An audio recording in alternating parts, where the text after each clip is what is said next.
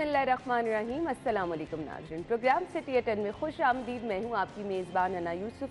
उम्मीद है आप सब लोग ठीक ठाक होंगे। मैं इंट्रो कुछ और स्टार्ट में कहना चाह रही थी, लेकिन क्यों हम कुछ अच्छा प्रोग्राम के स्टार्ट में अगर प्लान भी करें शेयर करने का। अब मेरे सामने चल रही डेंगू की वार जारी, इतने लोग मुतासर हो गए।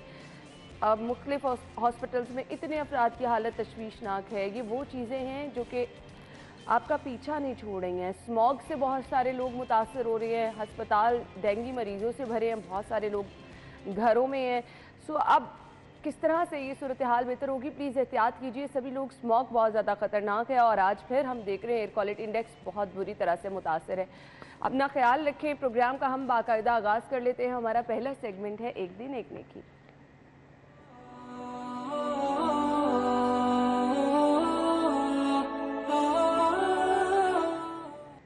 मुफ्ती अहमद साहब हमारे साथ हैं, आज का पैगाम आप तक पहुंचाएंगे। वनुसल्ली अला रसूलिहिल करीम, अम्मा बाद, फ़ौज़ु बिल्लाहि मिनश्शैतानिर्रजीम, बिस्मिल्लाहिर्रहमानिर्रहीम। इन्नल्लाह यअमुरुकुम अन तुअद्दुल अमानाति इला अहलिहा, सदक़ल्लाहुल अज़ीम। मेरे दोस्तों, बुज़ुर्गों, भाइयों, इस आयत में अल्लाह रब्बुल आलमीन ने हमें ये पैगाम दिया, जो जिसका अहल है उसको उसी मनसब पर मुकर्रर करना चाहिए। और यहाँ अमानत का ज़िक्र फरमाया। अमानत की 3 किस्में हैं। पहली वो किस्म जिस अमानत का ताल्लुक़ अल्लाह की ज़ात के साथ है, अल्लाह की ज़ात के साथ है। इसका मकसद ये है कि अल्लाह रब्बुल आलमीन ने जिन चीज़ों का हुक्म दिया है उनको बजा लाना, और जिन चीज़ों से अल्लाह ने मना किया है उससे बाज रहना, ये भी एक अमानत है। इसके मुतालिक भी क़यामत के दिन हमसे पूछ होगी। अल्लाह मुझे भी आपको भी इस अमानत को बजा लाने की तौफ़ीक़ अता फ़रमाए। व आखिरु दावाना अनिल हम्दुलिल्लाहि रब्बिल आलमीन।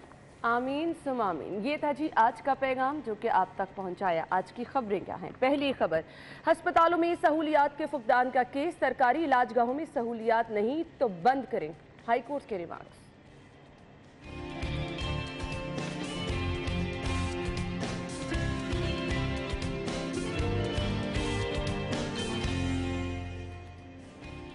वज़ीर आला का नए तैयारे का मामला, महकमा खजाना ने बैंक फाइनेंसिंग की तजवीज़ दे दी। खाम माल की किल्लत के बायस मुर्गी और अंडे की कीमतों में इजाफा। हुकूमत को अवाम की मुश्किलात का एहसास ही नहीं। और पंजाब असम्बली बचाने और हुकूमत गिराने पर मुशावरत, अपोजिशन इत्तेहाद आज लाहेमल का ऐलान करेगा।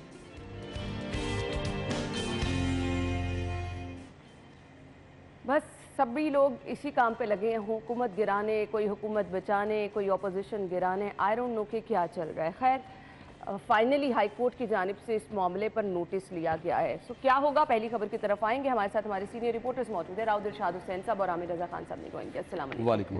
क्या हाल चल रहा है? अल्लाह करम, शुक्र। आर्मी चीफ की तैनाती हो रही है, खैर इस पर एक कमेंट मैं ले लेती हूँ। राउद साहब, देखिए बड़ी अच्छी है ये अगर ट्रांजिशन स्मूथली चूँकि अब हो रही है, और इसमें किसी को कोई गलत फहमी का शिकार नहीं होना चाहिए कि है। और पाकिस्तान की तारीख में पहली मरतबा सियासतदानों ने भी दानिशमंदी से फ़ैसला किया और टॉप पोजीशन पर जो 2 लोग थे उनको एडजस्ट किया है। एक chairman joint chief of staff committee और दूसरे आसिम मुनीर साहब को आर्मी चीफ तैनात किया। और इसकी कोई मिसाल नहीं मिलती। अदरवाइज़ तो जब भी ये तैनाती का अमल होता है, अव्वल तो मैं ये इस पर कमेंट क्या करना है, इस पर कमेंट यही बनता है कि दुनिया के 200 ममालिक में तो हमने कभी सुना नहीं कि आर्मी चीफ की तैनाती इतना बड़ा मसला होगा। लेकिन हमारे यहाँ गली हो, मोहल्ला हो, बैठक हो, प्रोग्राम्स हो, कहीं भी जाएँ तो ये आर्मी चीफ की तैनाती एक इशू रहा है, जो अल्लाह का शुक्र है कि वो। अच्छा जी, हमने पहली खबर की तरफ अपनी आने। आयशा मुझे कह रही है वक्त हमारे पास क्योंकि कम होता है। सरकारी इलाजगाहों में सहूलियात नहीं तो बंद कर दें, इंतहाई सख्त रिमार्क्स हैं। इलाजगाहों की सरकारी जितने बड़े हमारे सरकारी हॉस्पिटल हैं, सर्विसेज है, म्यू हॉस्पिटल है, जिना अस्पताल है, जनरल अस्पताल है, हम आपको हालात तो वहाँ के बताते रहते हैं। हाई कोर्ट इन्वॉल्व हुई, आमिर भाई क्या कहेंगे? नहीं होना चाहिए इस तरह से। अच्छा, मुझे लग रहा था आप कहेंगे कि बड़ी अच्छी बात है, मेरे तो लिए औलाद बड़ी दे दो मुअज़्ज़ज़ मुझे। अदालत है। और अगर अदालत इस तरह से रिमार्क्स देगी कि बंद कर दे, देखिए अदालत ये तो कह सकती है कि लोगों को सेहत की सहूलियात फराहम की जाएँ, जहाँ जहाँ वो आपको। गुस्से में कहा है आमिर भाई, समझे देखिए बात को। मैं तो अदालत की इतनी रिस्पेक्ट करता हूँ, तो मैं कभी तसव्वुर में भी नहीं सोचता कि कोई जज गुस्से में आए। अभी भी करें। मैं तो कभी, मैं नहीं अभी भी कर रहा हूँ, मैं तो कहता हूँ इतना करता हूँ कि मैं कभी सोच भी नहीं थोड़े सकता एग्रेसिव हो रहे थे ना। कि कोई सख्ती अदालत करनी जो पड़ती है अगर उन्होंने सख्त रिमार्क्स दिए वो तो बुरे गुस्से में हालात पे है। दिया आमिर भाई। मुझे तो मेरी अदालत इंसाफ वाली चाहिए होती है ना, मैं तो इंसाफ का इनको पैगंबर समझता हूँ। तो इंसाफ तो ये है कि ये इस बात पे नोटिस लें कि आप गुजरात और मंडी बहाउद्दीन पर अरबों रुपया सर्व कर रहे हैं। क्यों? उसके लिए क्या हॉस्पिटल्स में आप फैसिलिटी नहीं दे सकते हैं? 3.5 साल इमरान खान साहब रहे, अगर तो आप अभी माजरत परवेज के अलाई साथ साहब है, छोड़ दे सीएम माजी साहब से को, कोई मैं उम्मीद माजी लगा रहे हैं ना। मैं तो अभी बात कर रहा नहीं, अगर आप सीएम मैं साहब अभी से बात कोई कर उम्मीद रहा हूं। लगा रहे हैं तो ना लगाएं। आपने गुजरात का कंपैरिजन नहीं करना शुरू कर दिया। सीएम साहब की जितनी इज्जत करता हूँ आपको भी पता है, देखने वालों को भी पता है, उसको छोड़ दें आप। उम्मीदें ना लगाएं।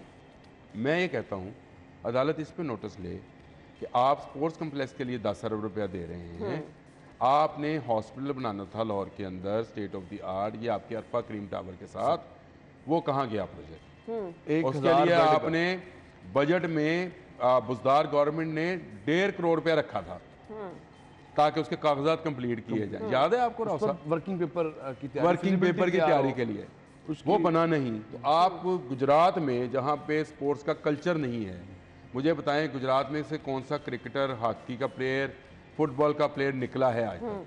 कल्चर नहीं है वहाँ पे। क्या आपका कहने का हर क्या इलाके का मतलब? वहाँ से कल्चर है। सियासतदान निकलते हैं। हर इलाके का कल्चर है। वहाँ राजन भी निकलते हैं, डाकू लुटेरे वो भी निकलते हैं। आप कभी जरा रात को सफर करके दिखाइएगा मुझे गुजरात की तरफ जाके। भुगता हुआ है। भुगता हुआ ना आपने। तो फिर आप इस तरह से मैं ये समझता हूँ कि अदालत को बड़े तहम्मुल से सारे केस को देखना चाहिए और इस केस को लेकर नए हॉस्पिटल्स के गवर्नमेंट को मजबूर करना चाहिए कि वो नए हॉस्पिटल्स आप नए छोड़ दे, मैं कहती हूँ पुरानों में ही अगर सहूलियात पूरी दे दे ना। तो शायद इसकी मैं रात हॉस्पिटल में था, मैं आपको सर्विसेज हॉस्पिटल में था। हमारे बहुत अजीज़े जान जर्नलिस्ट हैं सीनियर फा यासीन, वो हॉस्पिटल में एडमिट है, तो मैं वहाँ पे था। वहाँ पे जो हालत है, जितने बेड्स हैं सब फुल हैं। मुझे बताएं इसमें हॉस्पिटल का क्या कसूर है? एग्जैक्टली अग्री कि उसको बंद कर दिया जाए। मसला तो ये है कि आपने नए हॉस्पिटल नहीं बनाए। आपने पिछले 4 साल में मशीनें खराब हैं, अगर 4 साल नहीं तो फिर आमिर भाई किसका कसूर है? मैं आपको पहले बेड्स पे आऊँ ना, मशीन तो बहुत बाद में आती है भाई। जब आप पेशेंट लेके जाते हैं तो आपको बेड चाहिए होता है, आपको बेड चाहिए होता है, बिल्कुल सही। वो ये अवेलेबल नहीं है। और लोगों को कॉरिडोर में इस ठंड के मौसम में कॉरिडोर में बैठने में मजबूर किया हुआ है। बेंच पर आपको नजर आएंगे लोग। व्हील चेयर मैंने देखी तो व्हील चेयर के वो रबर नहीं था, उसका जो पहिया होता है ना, वो खाली स्टील वो चला रहे ये हैं। तो हम खुद अपनी आंखों से हालात देखते हैं। आप तो मशीनरी की बात करते हैं, वो अच्छा, छोड़ दें, वो तो बहुत लेकिन बावजूद इसके इस सारी सूरत हाल के ये लाहौर हाई कोर्ट का प्रोरोगेटिव नहीं है कि वो, ये एग्जेक्टिव का काम है। और एग्जेक्टिव जाहिर है जब अपनी नाअहली का मुजाहरा करती है और अपने जो सरकारी वसाइल हैं उनको सिर्फ 2 डिस्ट्रिक्ट तक महदूद करती है, तो फिर ऑब्वियसली कोई ना कोई पटिशनर भी जाता है कि भाई इतनी बड़ी आबादी का शहर है, कॉफी नहीं है, इतनी बड़ी आबादी का शहर है। अभी रिसेंट डेज में मैं देख रहा था, जो ये भी खबरें आ रही थी कि जो इंफ्रास्ट्रक्चर मौजूद है लाहौर शहर में, जो नए हॉस्पिटल्स बने, वहाँ पर उनके अस्पतालों की इंतजामी सरबराहान ही नहीं है, यानी MS की तैनाती का मसला है। और बहुत सारे हॉस्पिटल्स में इसी तरह से है। हॉस्पिटल्स की जो एफिशिएंसी हम देखते हैं वो सिर्फ एक काम में हम देखते हैं, MS हो या ना हो, वो लोकल परचेज में वो उसका बजट पूरा वो खर्च करते हैं। लेकिन उसके अगेंस्ट आपने जो सर्विसेज देनी है, क्या आप वो दे रहे हैं? तो आपको बखूबी अंदाज़ा होगा। कुछ तस्वीर कुशी जो है वो आमिर भाई ने कर दी है। और अगर आप चाहें तो किसी भी हॉस्पिटल में चले जाएं, जो बड़े हॉस्पिटल्स हैं वहाँ पर चले जाएं, उनको छोड़ें। अगर आप जो रिसेंटली शहबाज शरीफ गवर्नमेंट में जो 7-8 हॉस्पिटल्स बने थे, जिनमें बेदियाँ, जिनमें काना का state of the art hospital था, सब्जाजार था, समनाबाद था, और रायगढ़ का शादरा था।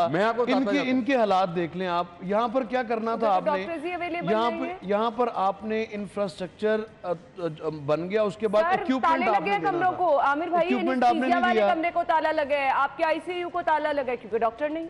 तो फिर इन अस्पतालों का फायदा क्या है? आप कह रहे हैं नए हॉस्पिटल बन जाएं, इन अस्पतालों को जिनको बना दिया गया, आवाम का इतना पैसा लगाया गया, वहां पे ताले लगे रहेंगे, तो नए अस्पताल बना के कौन सा वहां पे आप आवाम पे बहुत एहसान कर देंगे? खैर, अदालत ने कहा है आप हुकूमत को छोड़े, फंड समेत जो चीज चाहिए अदालत ऑर्डर करती है, अदालत को जरूरत पेश आती है अदालत को ऑर्डर करने। यही सवाल है, यही सवाल है, और ये बहुत बड़ा सवालिया निशान है एक करंट जो गवर्नमेंट है उसके हवाले से कि आप ऑब्वियसली अपना काम नहीं कर रहे, जिसकी वजह से, और इस तरह का जो एपिसोड हमने देखा है माजी में, बहुत माजरत के साथ साकिब निसार साहब, सीएम साहब को हमने साकिब निसार साहब का भी टेन्योर देखा, वो भी सारे अस्पतालों में जाते थे, लेकिन उससे बेहतरी नहीं आने वाली। बेहतरी ऐसे आएगी कि जब तक सूबे का चीफ एग्जीक्यूटिव उसकी प्रायोरिटी पर जब तक हेल्थ नहीं आती, तब तक हेल्थ की फैसिलिटीज बेहतर नहीं हो सकती। अब सूबे का जो चीफ एग्जीक्यूटिव है, अगर उसकी उनकी जो प्रायोरिटी है वो आपके सामने है, मंडी बहाउद्दीन और गुजरात की जो गालिबन 6 नशिस्तें हैं कौमी असम्बली की और 11 या 12 सूबाई असम्बली की नशिस्तें हैं, उनकी प्रायोरिटी इस वक्त अगले इलेक्शन में वो जब भी हों, उनकी प्रायोरिटी है कि ये क्लीन स्वीप यहाँ से करना है, जो कि शायद वो नहीं कर पाएंगे उसके बावजूद भी, क्योंकि जो शहबाज शरीफ की हुकूमत ख़त्म करने गए थे, उन्होंने परवेज़ लाई की हुकूमत ख़त्म करने वो परवेज़ लाई की हुकूमत ख़त्म करने जा रहे हैं। तो एक अनाप्रस्ती सियासत में हम देख रहे हैं हर तरफ, तो ऐसे में डिलीवर कैसे हो सकता है? बिल्कुल आपने सही कहा, वो जो एक वो लगे हुए ना कि मैं बस बाजी ले जाऊं, हर किसी की यही कोशिश है और अपनी सीट बचाने की कोशिश है। खैर, सीएम साहब की तरजीहात आजकल क्या है, उसकी तरफ आएंगे। ब्रेक के बाद आपको ज्वाइन करते हैं, हमारे साथ ही रहिए।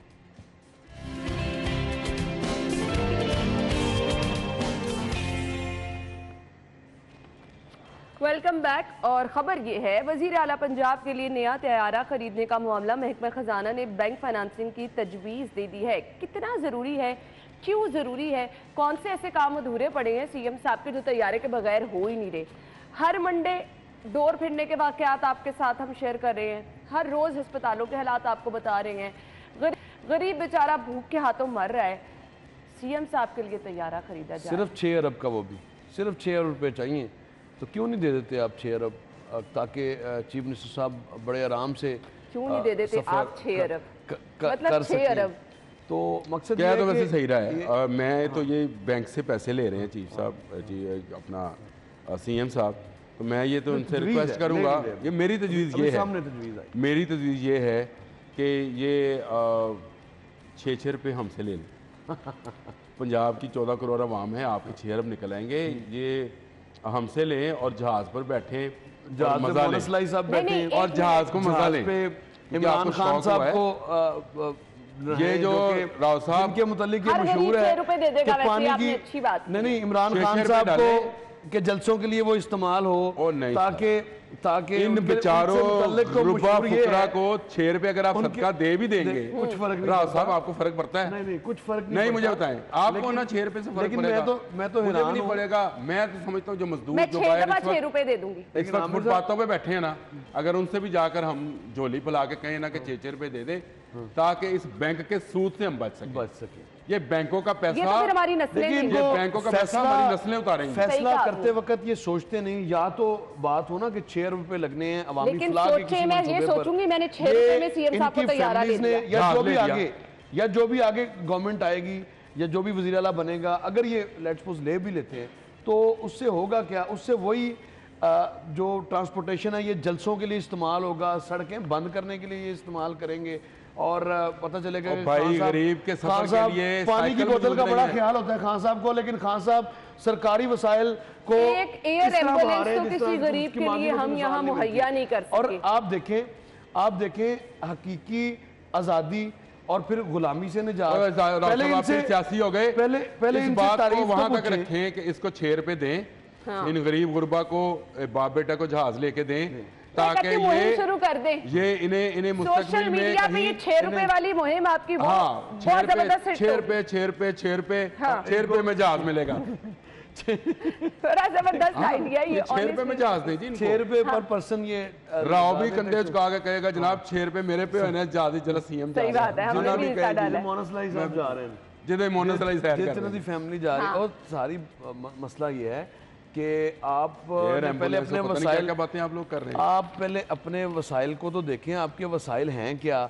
आप एक ऐलान करते हैं कि लाहौर शहर में 1000 बेड का अस्पताल होगा, ये रेपिटेशन हो रही है, लेकिन याद कराते रहें इनको याद कराते रहें। और जो ज़मान पार्क में साहब बैठे हैं, जो रोज़ाना जो सरकारी वसाइल पर इस वक्त काबिज हैं, कुछ सरकारी ओहदा ना होने के बावजूद भी, क्या ये वही बात किया करते थे कि जी किसी के बाप का पैसा है। तो अब सवाल ये है कि क्या ये आपके बाप का पैसा है जो आप इस तरह से इस्तेमाल करवा रहे हैं, जो सिक्योरिटी पर वहाँ पर पैसा खर्च करवा रहे हैं, जो आप वहाँ पर सिक्योरिटी के नाम पर जो पुलिस एहलकारों को ड्यूटियां करवा रहे हैं, जो खैबर पख्तूनख्वा से आए हैं वो कहाँ ठहरे पता है आपको? और आप अंदाजा लगाएं मुझे एक पुलिस वहाँ से आ रही है कि जो वहाँ से आए हैं खैबर पख्तूनख्वा से, और आप सादिक और अमीन भी हैं, आप हैं भी सादिक और अमीन, आप अंदाजा लगाएं। और आपको गुलामी भी एक ही जात है, आइंदा से आपने कहना आपको इन लोगों को गुलामी नहीं, ये साकिब निसार साहब के साथ गुलामी है ना। साकिब निसार क्यों हम अपने आप को गुनाहगार बनाएं सर? आप अंदाजा लगाएं कि सरकारी वसाइल का जो बेदरेग इस्तेमाल है,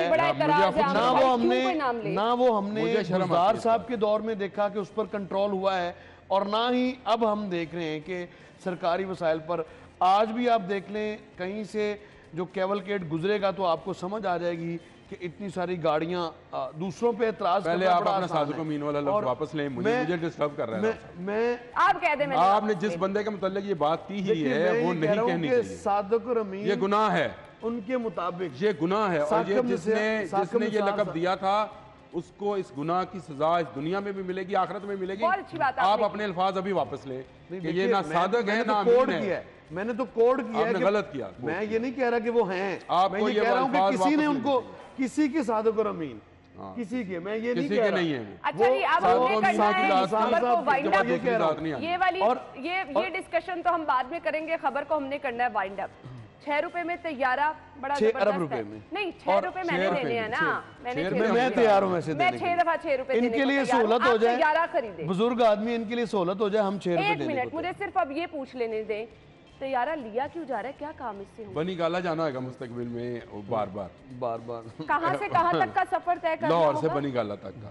ये इसके लिए जहाज लिया जा रहा है, और क्या करना है इन्होंने? जहाज तो मुझे बताएं, जहाज मौजूद है, हेलीकॉप्टर मौजूद है, तो फिर क्या जरूरत है आपको नहीं इस तरह से करने की? बात मेरे जहन में आई है आमिर भाई और राव साहब, आप तैयारा तो 6 रुपए में ले देंगे, बाद में अखराजात कौन बर्दाश्त करेगा? ये मेरे ख्याल से हमने बड़ी बात कह दी है। वो अगर इन्होंने अपनी जेब से, मुझे बताएं, नहीं आप बिजली के बिलों में 1-1 रुपया डाल दो यार, ये भी आ गया। देखिए चले ठहर दो, जो फ्यूल है ना, इन्होंने अपनी बिजली के बिलों में 1-1 रुपया डाल। एक सेकंड, इनके अपने इतने बिजनेस हैं, कभी आपने देखा है इनके अपने बिजनेस का कोई इश्तिहार आया हो टीवी पे? अभी जो 8 अरब की कैंपेन या 6 से 8 अरब की जो कैंपेन उन्होंने दी है, उसमें से अपने इलेक्शन की कैंपेन निकालने के लिए वो सारी अपडेट कर दो, 10 अरब हो गई है, वो तकरीबन 10 अरब हो गई है। क्योंकि 2 हफ्ते पहले मुझे 6 से 8 अरब नहीं उन्होंने कहा जुम्मे तक क्योंकि टूट जानी है, तो जल्दी सारे चलाओ। ओके, तो 10 अरब रुपए मुझे बताएं, और उसमें से भी मनपसंद मीडिया हाउसेस को ये इश्तिहार ये भी नहीं किया गया कि बिला तफरीक ये इश्तिहारात जो हैं वो दिए जाएं। वो इश्तिहार आपको मनपसंद टीवी पर अगर आप रात को देख लेंगे, जो एक मखसूस इनकी लाइन टो करने वाला चैनल है, वहाँ पर आप देखेंगे तो आपको हर 3 मिनट के बाद वो इश्तिहार नजर आएगा। और जो इनकी निशानदेही करेगा, इनकी कारस्तानियों की निशानदेही करेगा, इनके जो इश्यूज हैं उनकी निशानदेही करेगा, उसको सजा भुगतना पड़ेगी।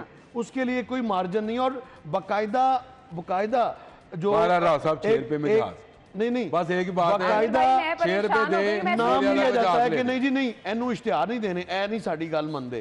तो ये जब साहब के एक मंतक बना लिया ना, ये तो भुगतना पड़ता है। आप अगर किसी खबर पे नहीं पर्दा डालेंगे, नहीं साथ देंगे, तो फिर लेकिन आप कुछ भी कहें, फयाज़ल चौहान साहब भी इस तरह की हरकतें करते थे, क्या निकल गया, वक्त गुजर गया। बिल्कुल आपने सही कहा, ये चीजें ना तो किसी से ढकी छुपी रहती है, ना टाइम एक सा रहता है, जो हकीकत है उसका साथ देना पड़ता है, और हम देंगे भी, और इसी तरह से अपना काम जिम्मेदारी से करते रहेंगे। लेकिन तैयारे वाली बात कुछ अब परेशान इस तरह से करी है कि 6 रुपए के तैयारे के बाद वो जो बड़े खराजात बाद में तैयारा रखने के बाद होते हैं ना, गाड़ी आप ले लेते हैं, डाल दे 1 रुपया गाड़ी आप ले लेते हैं, उसके बाद वाले काम है ना, वो फेडरल गवर्नमेंट के पास चले जाएंगे ना, वो फेडरल गवर्नमेंट के पास। यार फेडरल गवर्नमेंट ये जहाज जब इस्तेमाल होने ना, जब आएगा। और एक बात मैं आपको बता दूं, अभी जो असम्बलियां तोड़ने की बात हो रही है ना, मेरी बात आप लिख लें, असम्बलियां तोड़ी जा रही हैं परवेज लाई की हुकूमत खत्म करने के लिए। और कल को अगर पीटीआई दोबारा मतलूबा नशिस्तें ले लेती है पंजाब असम्बली में, तो परवेज लाई साहब, मोहन लाई साहब, ये मेरी बात लिख लें, आपकी बारी नहीं फिर आनी, जो मर्जी हो जाए। ये तो फिर बुज़दार साहब आएंगे, कुछ आवाम की बात कर लें। बुज़दार साहब जैसा वसीम अकरम आ जाएगा, जावेद मियांदाद प्लस के नाम से ना आ जाए। अब ये तो बातें छोड़ दें, अब आ जाए आम आवाम की तरफ जिनकी मुश्किलात कम नहीं हो रही हैं। आम आवाम की मुश्किलात क्या है, जिसको आप सस्ता प्रोटीन कहते थे, आवाम की पहुंच से दूर है। अंडा बच्चों के लिए, बड़ों के लिए हर एज में कितना ज़रूरी है, कोई अफोर्ड नहीं कर पा रहा है। हर रोज़ इसकी कीमतों में इजाफा होता चला जा रहा है। खाम माल की किल्लत के बायस मुर्गी और अंडे की कीमतों में इजाफे का सिलसिला जारी है। अवाम क्या करे, समझ से बाहर है। मौसम तब्दील हो रहा है, सर्दी अच्छी खासी आ गई है और ये चीज़ें बुनियादी ज़रूरत हैं। ये बुनियादी चीज़ें भी आवाम की पहुंच से बाहर है। गैस वैसे नहीं आ रही, रोटी नान आपको बाहर से महंगे ख़रीदने पड़ते हैं, और उसके साथ फिर अगर आपने कुछ कभी अच्छा खाने का प्लान करना होता है, वो तो आपकी जेब इजाज़त नहीं देती। ये आप 4-5 दिन बाद या एक हफ्ते बाद कभी कोई गरीब ये सोच लेता है ना कि वो आज चिकन बना लेगा, वो भी अब उसकी जेब नहीं अफोर्ड कर पा रही। आमिर भाई, मैं तो ये समझता हूँ कि गरीब आदमी का जीना ही मुश्किल हो गया। मैं खुद आपको बता रहा हूँ, मैं चावल लेने गया तो 320 रुपये किलो रहा, सब चावल ले लो। आटा आपको जो चक्की का आटा है वो 100 रुपये से ऊपर भी मिल रहा है, 16-17 रुपये का, 116-17 रुपये अपना अपना रेट है हर इलाके में। अच्छा, मुझे आप ये बताएं कि जब ये सूरत हाल होगी तो गरीब खाएगा क्या, पकाएगा क्या? हाँ जी, गरीब आप तो मुर्गी अंडे की बात करें, यहाँ पे तो दाल और सब्जी के लाले पड़े। आप किसी भी दाल है। मुझे मेरे दोस्त की बात याद है, उसने मुझे कहा, फ़ोन करके उसने कहा, आमिर साहब आप जहाँ मर्जी चले जाएं, कोई फल आपको 100 से सस्ता नहीं मिलेगा, कोई सब्जी आपको 100 से सस्ता नहीं मिलेगा। मतलब मिनिमम बता रहे हैं। मुझे बताएं कि जब ये सूरत हाल होगी तो गरीब आदमी की वो न्यूट्रिशन वैल्यूज़ जिसकी हम बात करते थे वो कैसे पूरी होंगी। और आपके भी यहाँ पे न्यूट्रिशनिस्ट आते हैं, वो जो चीज़ें बताते हैं वो गरीब आदमी पता नहीं किसके इस्तेमाल कहते हैं। ऑयल आपने नहीं खाना, आपने देसी घी, मतलब वो बातें कहाँ से देसी घी लाएगा और कहाँ से खाएगा। अब तो ये मेरा ख्याल है को प्लास्टिक के अंडे दिखा के बच्चों को बिलाया जा सकता है। भाई अभी जितनी 27 रुपये अभी उबल रहे, इंतजार करो। नहीं, सर्दी की है, जो गले की प्रॉब्लम है, यहाँ अंडा 23 रुपए का है लाहौर में, मुल्तान में 27 रुपए का भी। अंदाजा करें आप। और ये अनकरीब यहाँ जिसके घर में 5। अच्छा, इसकी बड़ी वजह मैं आपको बताऊं, इसकी बड़ी वजह फिर वो मैं कहता हूँ कि चोर चक्का चौधरी ते गुंडी रन प्रधान। फिर आपको इस मुहावरे पे भी इतराज आता है, जिसका जो दिल करता है वो रेट निकालता है, जिसका जो दिल करता है वो रेट लगाता है, और रेट लगाने के बाद अपने रेट पे बेच रहा है।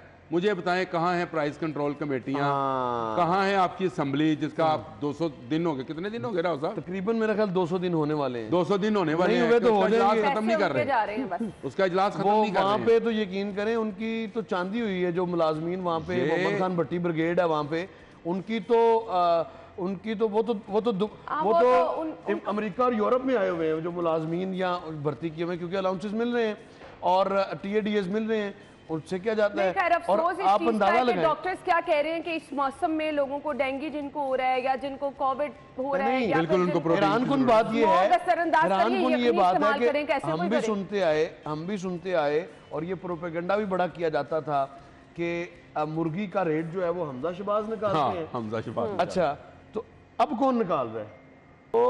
तो ये जब तक आप गंदे अंडों से निजात हासिल नहीं करेंगे, आपको अंडे अच्छे रेट पे बच्चों के लिए नहीं मिलेंगे। मैं आपको याद सही कहा है। हमें नहीं जी, ये बड़ा फेंक दो बाहर है। अगर फैमिली में आपके 8 से 10 लोग हैं ना, तो हमें भाई नाश्ता नहीं। इस प्रोग्राम में अपना मुस्तकबिल बिल्कुल नजर नहीं आ रहा आज के इस शो के बाद, क्योंकि मैं तो भुगत चुका हूँ। आमिर भाई, अब मैं आपके इस गंदे अंडों वाली बात से ना मैं बिल्कुल इत्तेफाक नहीं करता। तो आपसे कहता हूँ गंदे अंडों के साथ ही आपको काम चलाना पड़ेगा। गंदे अंडे ख्वाह कितने मर्जी गंदे हो जाएं, आपको वो भी नहीं मिलते हैं वैसे। मैं आपको ये आप तो मिलते भी नहीं है। मैं आपको मजे की बात बताता हूँ कि आप तो मिलते नहीं है, आप बेकरी में चले जाते हैं। आप जरा फूड अथॉरिटी वालों को छापे तो देखिए, ब्रेक ले लेते हैं बेचारे लोग। आपको तो गंदे अंडे भी नहीं मिलेंगे। सही कहा आपने। नाज़रीन, हम ब्रेक के बाद आपको असेंबलियों में मिलेंगे, चलता रहेगा। मैं ऑन रिकॉर्ड कह रहा हूँ, असेंबलियों में मिलेंगे गंदे।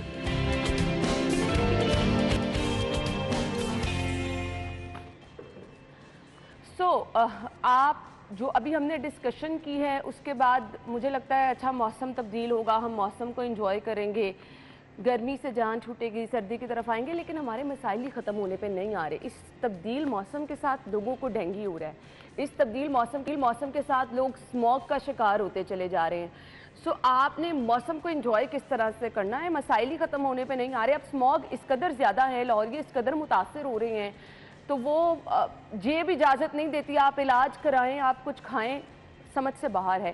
खैर, इस वक्त बाहर की सिचुएशन क्या है, हमारी रिपोर्टर कोमल बाहर मौजूद है, वो हमें बता रही हैं। जी कोमल, बताइएगा क्या मौसम की सूरत हाल है, स्मॉग की सूरत हाल इस वक्त क्या है, प्रेडिक्शन क्या की जा रही है महकमा मौसमियात की जानिब से? कोई बारिश अबरे करम के असरात भी हैं, फिर ही हमारी स्मॉग से जान छूट सकती है, अदरवाइज तो कोई चांस नहीं है। जी बिल्कुल अन्ना, मैं आपको आज शहर लाहौर में स्मोक के हवाले से बात करूं तो स्मोक ने हर तरफ जो है वो अपने डेरे जमा लिए हैं। हर तरफ हम देख रहे हैं कि सफ़ेदी ही सफ़ेदी दिखाई दे रही है, जबकि बागों का शहर जो था वो बागों के नाम से मशहूर था। हर तरफ फूल दिखाई देते थे, खिले हुए फूल, जो कि शहर लाहौर का एक खूबसूरत सा मंजर पेश करते थे, जिस पर स्मोक ने बुरे तरीके से जो है वो अपने पंजे मजबूत कर लिए हैं। आज भी लाहौर का AQI 457 रिकॉर्ड किया गया है। इसी तरह अगर मैं मुख्तलिफ इलाकों के हवाले से बात करूँ तो मुख्तलिफ इलाकों में AQI की शरह बिल्कुल मुख्तलिफ रिकॉर्ड की गई है। मेरे पास जो है वो AQI की शरह आज सुबह के औकात में भी यही रिकॉर्ड की गई। इसके बावजूद लाहौर जो है वो आलूदा तरीन शहरों की फहरिस्त में पहले नंबर पर आ चुका है। महकमा मौसमियात की जानिब से बारिश के हवाले से ताहाल कोई भी प्रेडिक्शन नहीं की जा रही। शहरियों को अभी स्मोक का इसी तरह से सामना करना पड़ेगा। इस वक्त महकमा माहौलियात के अली एजाज साहब मेरे साथ मौजूद हैं। अन्ना, इनसे बात करते हैं, इनसे जानते हैं कि महकमा माहौलियात क्या काम कर रहा है, सर क्या कहना चाहते हैं, किस तरह से हम इस पर काबू पा सकते हैं? Well, environment department government of Punjab है और हाई कोर्ट की डायरेक्शन के मुताबिक स्पेशल स्क्वाड्स बना के मैक्सिमम एफर्ट्स कर रहा है for control of a smoke. उसमें इंडस्ट्रीज़ को बंद किया जा रहा है, जो स्मोक इमिटिंग व्हीकल्स हैं उन्हें इम्पाउंड किया जा रहा है, और इस टाइम मैसिव ऑपरेशन हमारा चल रहा है, जो अर्ली मॉर्निंग भी चल रहा है और लेट नाइट भी चल रहा है, ताकि ऐसी इंडस्ट्री जो रात को चल रही है उन्हें भी बंद किया जा रहा है। डे टाइम में तो चल ही रहा है हमारा, और अर्ली मॉर्निंग भी किए जा रहे हैं। स्पेशल स्क्वाड्स ट्रैफिक पे काम कर रहे हैं, जो एंट्री एंड एग्जिट पॉइंट पे काम कर रहे हैं, और किसी ऐसी गाड़ी जो धुआं छोड़ी उसे शहर में एंटर नहीं होने दिया जा रहा। तो मैक्सिमम एफर्ट की जा रही है गवर्नमेंट की तरफ से कि जो वायलेट कर रही है इंडस्ट्री या ट्रैफिक उसको रोका जाए। बहरहाल स्मोक एक कम्युलेटिव फिनोमिना है, पूरे रीजन का फिनोमिना है, तो हम उससे बैडली इफेक्टेड तो हैं। सर, बताया ये जाता था कि फैक्ट्रियों पर जो है वो इकदाम भी किए जा रहे हैं, उनको बंद भी किया जाता है। ताहाल हम ये भी देखते हैं कि जैसे अब बंद कर आते हैं वो कुछ दिन बाद उसको दोबारा से सील तोड़कर काम करना शुरू करते हैं। इस हवाले से आपने क्या इकदाम किए हैं? वेल, ऐसी इंडस्ट्री जो अपने तौर पे सील तोड़ के काम करना शुरू कर देते हैं उनके ऊपर FIRs करवाई जा रही हैं और उन्हें दोबारा रीसील किया जा रहा है।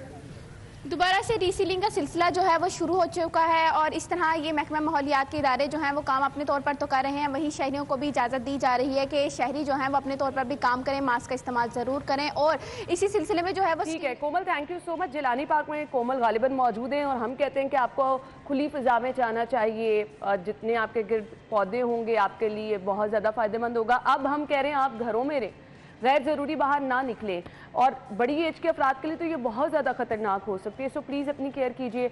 नाज़रीन, ब्रेक लेंगे, ब्रेक के बाद ज्वाइन कर लेते हैं आपको।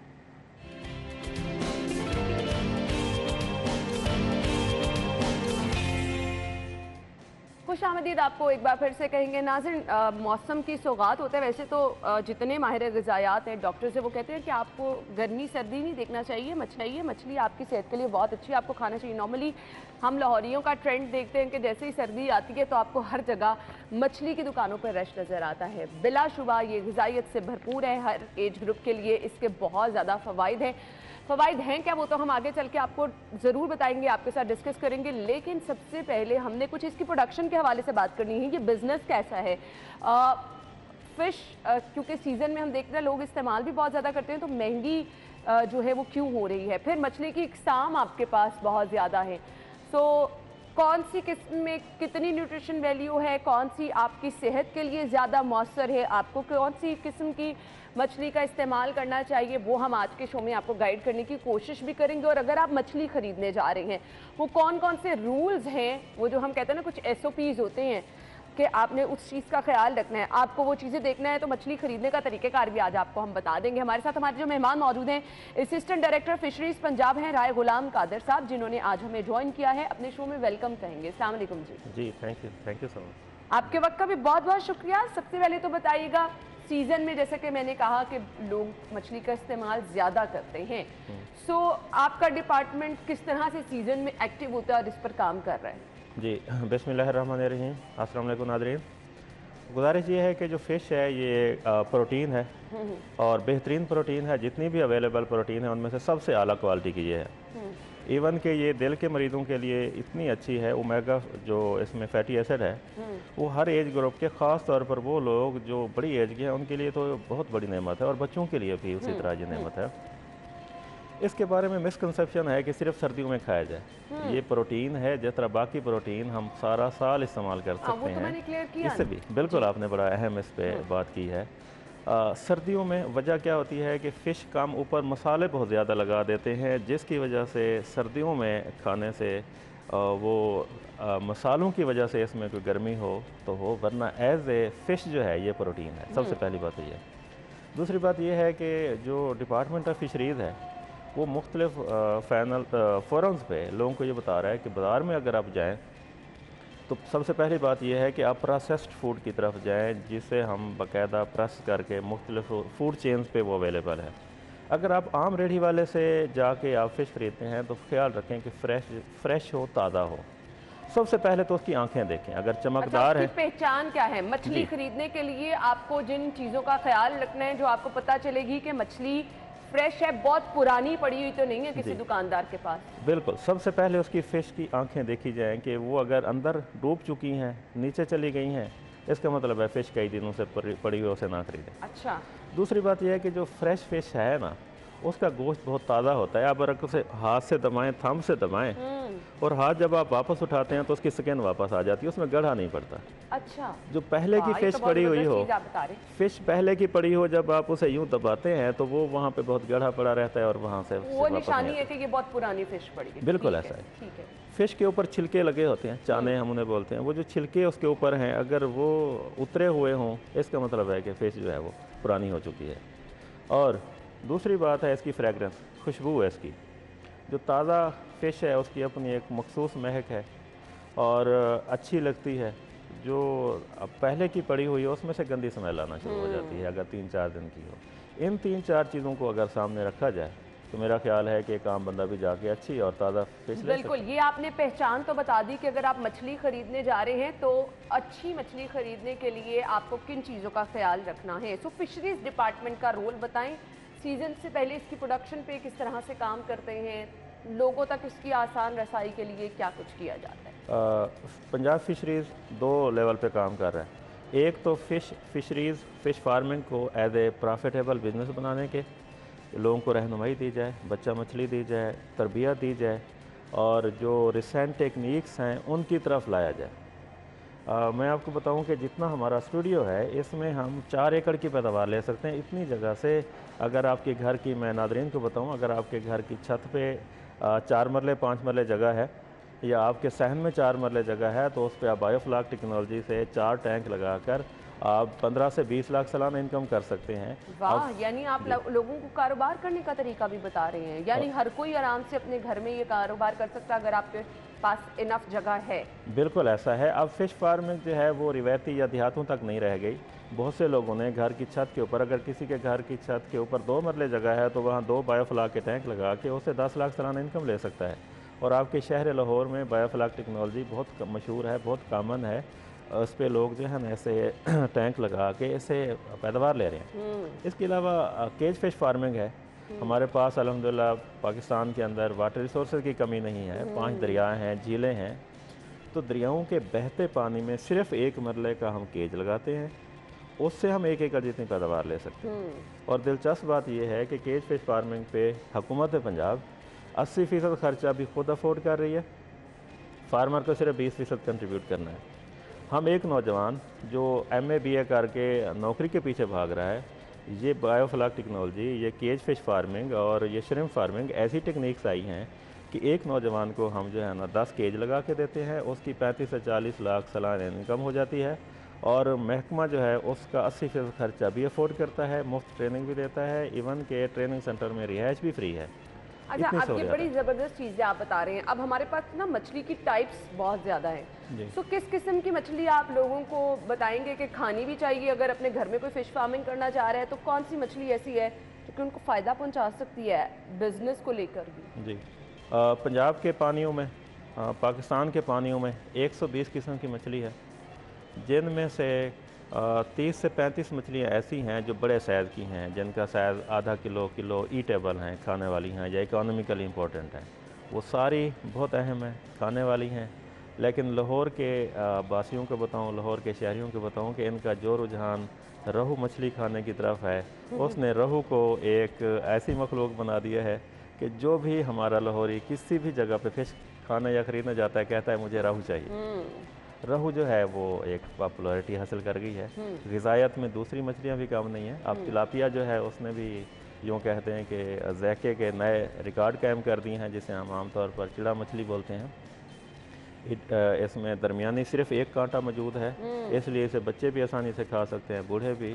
तो रहू के बाद तिलापिया अब जो है ना मार्केट में छाई जाती जा रही है। ठीक है, तो हम आपको ये भी बता रहे हैं कि कौन सी मछलियाँ किसकी ग़िज़ाई अहमियत जो है वो ज़्यादा बेहतर है। और अच्छा, मंडी में अगर आप जा रहे हैं बड़ी ऑप्शन होती हैं। अब अगर आप एक दुकानदार को कह रहे हैं कि आपको रहू मछली चाहिए, वो आपको वो रहू कह के कोई और दे रहे हैं, ये पहचान भी होती है एक साथ? जी बिल्कुल पहचान है। अच्छा, रहू मछली की जो खूबसूरती है वो बाकी मछलियों में बहुत नुमाया नज़र आती है। उसका जो मुंह है, तंग मुंह है और सीधा सामने की तरफ उसका मुंह खुलता है। मुंह बहुत बड़ा नहीं है, दरमियाने साइज़ का है। दूसरी बात यह है कि अगर उसे हम देखें, स्टार्ट में मुंह वाली साइड से वो पतली है, दरमियान में वो मोटी हो जाती है और फिर पतली हो जाती है। ये इसकी बड़ी जाना खूबसूरत। सही। और ऊपर वाला रंग थोड़ा सा मटियाला है, स्लेटी कलर का है, नीचे वाला हल्का वाइटिश है। जी, तो मैं गुजारिश करूंगा टीम से कि अगर रहू का फ़ोटो निकाल के टीवी पर नाज़रीन को दिखा दें। नाज़रीन को आगे चल के दिखाएंगे भी, बल्कि दिखा भी रहे हैं स्क्रीन पर। तो आप मुझे ये बताइएगा, क्या रिकमेंड करते हैं? मंडी जाके मछली खरीदनी चाहिए? कहाँ पर आप लोगों को कहेंगे कि ज़्यादा आपको बेहतर मछली मिल सकती है, इन जगहों पर आपको जाना चाहिए? अदरवाइज़ तो जगह जगह ठेले लगे हैं, गलियों में भी लोग लेके फिर रहे होते हैं। जी बिल्कुल ऐसा ही है। जो मंडी है उसकी सबसे बड़ी खूबी ये है कि वहाँ फ्रेश फ़िश आ रही होती है। पहले दिन की जो ताज़ा फ़िश है वो मैंने देखा है कि लाहौर की जो मंडी है उसमें अवेलेबल है। तो पहली प्रायोरिटी हमारे कस्टमर की जिनके करीब हैं वो मंडी में चले जाएं, वहाँ से ख़रीदें। अगले दिन फ़िश रेढ़ियों पे आती है और तीसरे दिन जो है ना गलियों में आती है। तो कोशिश करें मंडी से लें। अगर रेढ़ी से लें तो उसके पास लें जिसके पास फ्रेश हो, और उसे देख लें, पहले चेक कर लें। जिस तरह पहले आपने बताया, मैंने भी गुजारिश की कि नाज़रीन को कि फ़िश को ख़रीदते हुए देखें कि उसमें एक मखसूस चमक है आंखों में या नहीं है। अच्छा, दूसरी बात यह है कि जो पुरानी फ़िश पड़ी होती है उसका पेट लटक गया होता है, उसका पानी बह बह के उसके पेट में जमा हो के वो भारी हो गया होता है। अच्छा, तो इस वजह से दूसरी बात यह है कि जो ताज़ा फ़िश है, मैं पहले बता गया हूँ कि उसकी जो गोश्त है वो ताज़ा होता है। आप उसे दबाते हैं तो फिर वो स्किन जो है उसकी दब जाती है, फिर हाथ उठाते हैं तो साथ ही वापस आ जाती है। सही। अच्छा, मुझे ये भी बता दीजिएगा कि हमने जैसे मछली की न्यूट्रिशन के हवाले से तो बात आगे चल के करनी है, कितने दिन तक आप इसको सेफ रख सकते हैं? नॉर्मली लोग देखते हैं ना, ज़्यादा सारी एकदम से ले आते हैं, उसको अपने फ्रिज में सेव रखते हैं और सीजन में इस्तेमाल करते रहते हैं। जी, अगर लोड शेडिंग नहीं हो रही तो फ़िश को हम 90 दिन के लिए सेव कर सकते हैं। मतलब हम उसे फ्रीज़ करें मुनासिब टेम्परेचर पे, उसे पॉलीथीन बैग के अंदर पैक करें। पैक करने के बाद हम उसे मुनासिब तह लगा के रख दें तो 90 दिन। वैसे फ़िश का हुस्न ये है कि आप उसे ले आएँ, उसे कम अज़ कम 24 आवर फ्रीज़ करें, उसके बाद पकाएं, ज़ायका अच्छा हो जाता है। अगर 72 घंटे आप उसे फ्रीज़ करें तो ज़ायका और अच्छा हो जाता है। ताज़ा फ़िश उसी वक्त लेके आने की बजाय अगर हम इसे 2 दिन 3 दिन फ्रीज़र में फ्रीज़ कर दें और फिर निकाल के पकाएं तो टेस्ट अच्छा हो जाता है। यानी 1-2 दिन अगर आप उसको रखेंगे तो उसका आपको टेस्ट ज़्यादा डेवलप हो जाता है। हालांकि अगर आप फौरी तौर पर ताज़ी मछली बना रहे तो उसका उस तरह से आपको ना टेस्ट नहीं पता चलता। खैर, हमें ब्रेक का कहा जा रहा है, ब्रेक की तरफ चलेंगे, लेकिन उससे पहले मैं आपसे ये जानना चाहूँगी कि साइज़ भी होता है ना, न्यूट्रिशन इससे तो नहीं कम होती कि आप बहुत बड़े साइज़ की मछली ले रहे हो तो उसकी ग़िज़ाइयत कम होगी, उसके टेस्ट पे कॉम्प्रोमाइज़ होगा, छोटे साइज़ की मछली होगी तो अच्छा होगा? जी, बल्कि मैं ये कहूँ कि छोटे साइज़ की जो मछली है वो ज़्यादा टेस्टी है, ज़्यादा अच्छी है बनिस्बत के बड़ी मछली की। जी, ये चीज़ है। करना क्या है, आपने फ़िश को ले आना है बाज़ार से, उसे लहसुन और अदरक का पेस्ट बना के उसके ऊपर मल दें, लगा दें उसके ऊपर अच्छी तरह, फिर आप उसे फ्रीज़ कर दें 24 घंटे के लिए, अगले दिन पका लें। बड़ा खूबसूरत टेस्ट है। सही। सो ये वो चीज़ें हैं जो कि आपको ख्याल रखनी है मछली की ख़रीदारी करते हुए। सो अब भी मछली की ख़रीदारी करने के लिए लोग आ रहे होंगे मछली मंडी में, तो मछली मंडी की तरफ हम रुख करेंगे, लेकिन हमारे मेहमान जो हमारे साथ मौजूद हैं उनसे मैं एक मैसेज लेना चाहूँगी, देखने वालों को क्या कहना चाहेंगे? जी, नादरीन से गुजारिश ये है कि फ़िश फार्मिंग जो है वो एक प्रॉफिटेबल बिज़नेस है। दूसरी बात ये है कि जो फ़िश है एज ए फूड, जिस तरह के हमारी पॉपुलेशन बहुत ज़्यादा बढ़ती जा रही है, जो हमारे एग्रीकल्चर ज़मीनें हैं वहाँ पे बहुत ज़्यादा यूँ कह दें कि हाउसिंग कॉलोनियाँ बनती जा रही हैं, घर बनते जा रहे हैं, तो हमें फ़िश को एज ए फूड अपनाना है ताकि आने वाले दिनों में हम ग़िज़ाई बहरान से बचें।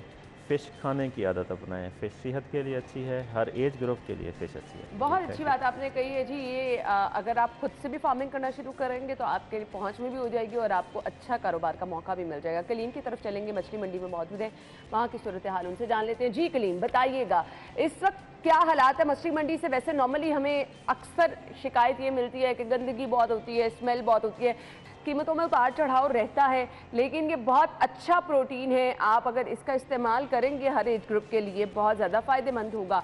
सो इसकी ग़िज़ाई अहमियत क्या है, आपको किस तरह से मछली का इस्तेमाल करना है, हमारा अगला सेगमेंट है ये। अभी कलीम आपके वक्त का बहुत शुक्रिया। नाज़रीन, हम आपको ज्वाइन करते हैं ब्रेक के बाद।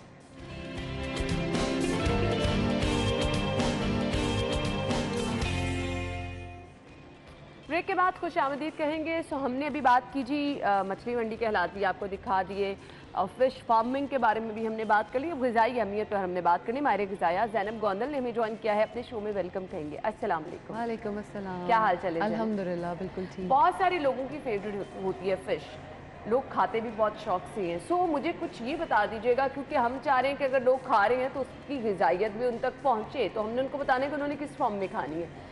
सबसे पहले तो मछली की ग़िज़ाई अहमियत पर रोशनी डाल दें, कितनी ज़रूरी है, आपकी सेहत के लिए कितनी अच्छी है? जैसे ही सर्दियाँ आ रही होती है ना, हम फ़िश खाने का वेट कर रहे होते हैं। पूरा साल हम इंतज़ार करते हैं फ़िश आएगी तो ऐसे होगा, या कभी कभी गर्मियों में कोई बात हो ना, हम तब भी कहते हैं सर्दियों में फ़िश खाएंगे ना तो ये न्यूट्रिशन जो कम हो रही है ये पूरी हो जाएगी, ये चीज़ हमारी फुलफ़िल हो जाएगी। हाँ। तो उसके लिए हम बड़ा वेट कर रहे होते हैं कि विंटर्स आएँ और हम जो है ना वो फ़िश खाएँ। लेकिन फ़िश के अंदर अगर हम न्यूट्रिशन की बात करें तो इसके अंदर vitamin D, omega 3 fatty acid सब कुछ प्रेजेंट होता है, जो हमारी स्किन के लिए, हमारे बालों के लिए, हमारे गट हेल्थ के लिए बहुत अच्छा होता है। अगर हम बात करें अपनी कॉमन बीमारियां जो हमारे यहाँ चल रही होती हैं, वो होती हैं कोलेस्ट्रॉल, यूरिक एसिड, उसके अलावा ब्लड प्रेशर, हार्ट डिजीज़, उसके अलावा डायबिटीज़। अगर हम देखें फ़िश इन सब को ठीक करती है। फ़िश के अंदर ये सलाहियत मौजूद है कि अगर हम उसको हफ्ते में 2 दिन कम अज़ कम खाएं तो वो इन सब बीमारियों से हमें निजात दिला सकती है। लेकिन सवाल ये है कि हम सब सर्दियों में खाते हैं तो हमें फिर भी ये बीमारियां ख़त्म क्यों नहीं होती? हाँ, ये बीमारियां इसलिए ख़त्म नहीं होती क्योंकि हमारा इनको खाने का जो तरीका है ना वो गलत होता है। हम खाते कैसे हैं? पहली बात, हम खाएंगे ही नहीं। दूसरी बात, अगर हम खाएंगे तो हम एक ही दिन खाएंगे और जितनी हमारे आगे आएगी हम सारी की सारी खा जाएंगे। ऐसे ही है। तीसरी चीज़, वो चाहे जितने मर्जी डीप फ्राई ऑयल में बनी हुई है, चाहे जितनी मर्जी पुरानी फ्रीज़र में पड़ी हुई है, हम इस चीज़ का ख्याल किए बगैर बस खाते ही चले जाएंगे। दूसरी चीज़, हम फ़िश के साथ कोशिश ये करते हैं कि हमारे नान हों, कोल्ड ड्रिंक्स हों और हम उनके साथ ही इसको एंजॉय करें। आपने अक्सर लोगों को कहते सुना होगा कि फ़िश के साथ दूध नहीं पीना। हालांकि जो फ़िश हमारे पास मिलती है उसका दूध के साथ कोई कांटेक्ट नहीं है, हम पी सकते हैं। लेकिन फिर भी हम जब भी फूड स्ट्रीट वगैरह में जाएं या खानों में, रेस्टोरेंट्स में देखें तो फ़िश के साथ लोग लस्सी पी रहे होते हैं। हाँ, हमारे कॉन्सेप्ट्स जो हैं वो ही हमने इतने को ख़राब कर लिए हुए हैं कि हमें समझ ही नहीं आता कि हम उसको क्या करें और कैसे खाएं। अब अगर फ़िश खानी है, आपने कहा इतनी ग़िज़ाइयत भी मैं बता रही हूँ उसकी है, तो उसको खाना कैसे है? हम उसको बेक करके खा सकते हैं, हम उसको ग्रिल करके खा सकते हैं, उसका सालन बना के बग़ैर बहुत ज़्यादा उसको कुक किए, ओवर कुक ना करें तो उसको खा सकते हैं। तो उसकी ग़िज़ाइयत जो है वो हम बहुत हद तक एब्जॉर्ब करवा सकते हैं अपनी बॉडी में। फ़िश की जो मुझे सबसे मज़े की बात लगती है वो ये लगती है कि हम पूरा साल महंगे सीरम्स लेते हैं कोलेजन के, विटामिन ई के, और उनको अप्लाई करना फिर भूल जाते हैं अपनी स्किन को बेहतर करने के लिए, बालों को बेहतर करने के लिए। लेकिन अगर हम फ़िश का इस्तेमाल करें और ठीक तरीके से इस्तेमाल करें तो हमारी स्किन में नेचुरल इलास्टिसिटी और कोलेजन प्रोड्यूस होना शुरू हो जाता है, जिससे हम कहते हैं कि रिंकल्स, छाइयाँ पड़ना और स्किन का ढलकना जो है वो ख़त्म हो जाता है।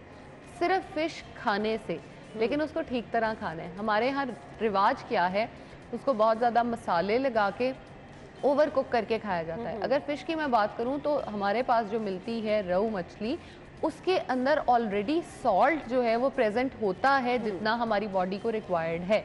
ये जैसे हम अंडे के साथ सलूक कर रहे होते हैं ना, उसके अंदर नमक पहले ही मौजूद है लेकिन उसके ऊपर डाल के खाते हैं, फ़िश के साथ भी हम यही करते हैं। अगर हम फ़िश को एक नॉर्मल मतलब नमक ना आप लगाएं, बाकी मसाले चलें, आप टेस्ट के लिए लेमन लगा लें, सिरका लगा लें, उसको आप लगा के खाएं तो वो एक बड़े मज़े की बनती है। उसको सिर्फ काली मिर्च में या ग्रीन मिर्च में कभी बना के देखें, उसके साथ शिमला मिर्च और चुकंदर और ये जो होते हैं हमारे आलू बुखारे, और इनको साथ कुक करके देखें, एक बड़ा डिफरेंट टेस्ट आएगा।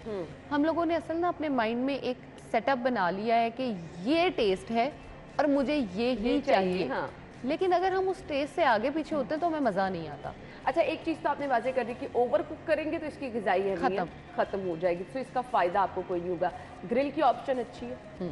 बिल्कुल, ग्रिल आप करें, लेकिन ग्रिल में भी जो है वो कोयलों पे और उन पे ना करें। आप घर पे ग्रिल करें, जो ग्रिल पैन्स होते हैं आप उन पे करें, और प्लीज़ उसका वो वेट ना करें कि बहुत ज़्यादा डार्क मार्क्स आएंगे ग्रिल के तो ही हम इसको खाएंगे और तो ही मज़े की होगी।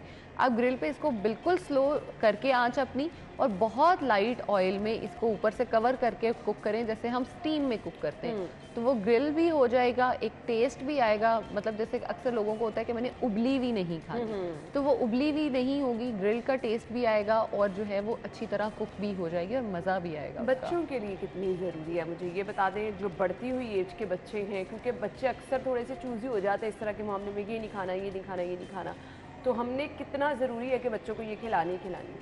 माएँ जो उनके लिए परेशान रहती हैं कि इनकी हाइट नहीं बढ़ रही, इनकी जो है वो बाल नहीं अच्छे हो रहे, इनकी स्किन नहीं अच्छी हो रही, तो अगर उनको फ़िश खिलाई जाए तो ये सारे मसले हल हो सकते हैं। लेकिन फ़िश कैसे खिलाई जाए, हमने मेहनत करनी है उन पे। बच्चों को डिफरेंट शेप्स में, डिफरेंट स्टाइल्स में आप उनको बना के दें। आप अगर एक बच्चे के आगे ग्रिल्ड फ़िश या बेक्ड या कुछ भी रख देंगे तो वो कभी भी नहीं खाएगा। आप फ़िश को इस तरीके से डिज़ाइन करें कि उसकी डाइट में इकट्ठा एक पूरा पीस वो नहीं खाता, नो प्रॉब्लम। आप उस पर ये टाइम स्पेंड करें कि अगर आप उसको नाश्ता करा रहे हैं तो एटलीस्ट 100 ग्राम्स की या 50 ग्राम्स की फ़िश जो है वो उसको एक टाइम पे खिला दें, बाकी नेक्स्ट डे ले चलें। जैसे बड़ों में मैंने कहा कम से कम 2 दिन, तो बच्चों में कम से कम सर्दियों में 3 से 4 दिन फ़िश होनी चाहिए, क्योंकि बच्चों को उसकी ज़्यादा ज़रूरत है। और बच्चों में जो एक न्यूट्रिशन हम बात करते हैं कि ग्रोथ जब हो रही होती है तो न्यूट्रिशन भी ऊपर नीचे वेरी करती है। बच्चों की आंखों के लिए भी बहुत अच्छी है, आंखों के लिए बहुत अच्छी होती है। बिल्कुल, अगर हम इसको डेली बेसिस पे लेते हैं तो जिन लोगों की आईसाइट वीक हो रही होती है और उनको आइडिया भी नहीं होता, अगर वो फिश प्रॉपर अंदाज में लेते हैं तो वो उसको भी क्योर कर जाते हैं। वो एक स्पेसिफिक कैप्सूल भी मिलते हैं कि ये मछली के ऑयल के, ये आप इस्तेमाल करेंगे बहुत अच्छी है। तो फिर अगर हम नेचुरल मछली का इस्तेमाल कर लें तो हमारे लिए कितना फ़ायदेमंद होगा। लेकिन हमने जो है वो जाना है ना आर्टिफिशियल चीज़ों की तरफ, हमें वो ज़्यादा अट्रैक्ट करती हैं, हमें ज़्यादा पसंद आती हैं, तो हमने वो खाना है।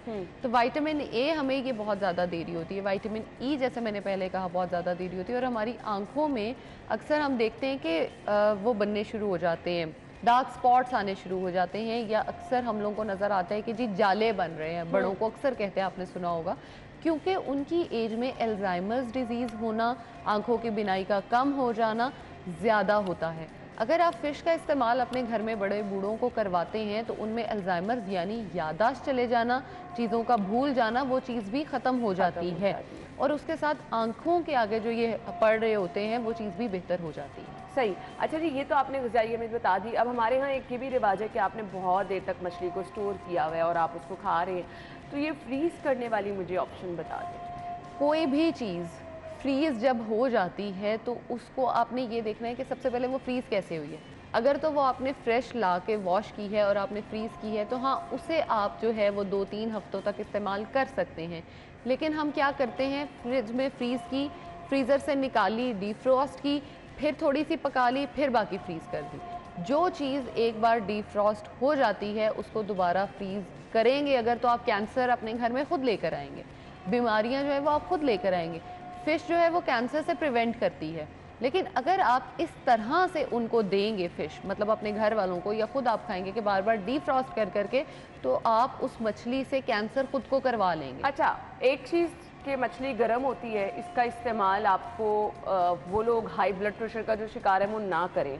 मुझे ये बता दें, अगर कोई हार्ट डिजीज़ में खुदा न खास्ता मुब्तला है, हाई ब्लड प्रेशर है, मछली का इस्तेमाल क्या सब लोग कर सकते हैं? ये जो गर्म सर्द वाली टर्म है ये भी बता दें।